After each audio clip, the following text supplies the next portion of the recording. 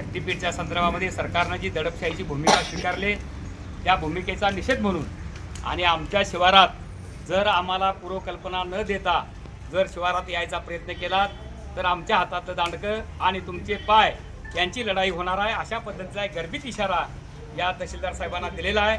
आणि म्हणून सरकार आमच्या चुकीच्या पद्धतीने जमिनी हडप करायच्या पाठीमागे लागले।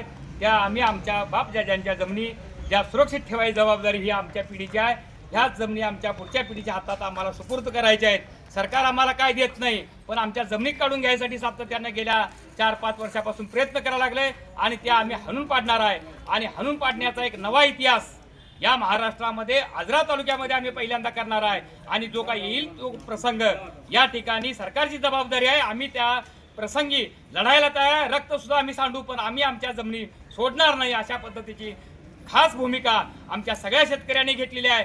जनजागृतीचा नवा एक पांडा आपण या प्रत्येक गावागावामध्ये जाऊन पाडलेला आहे।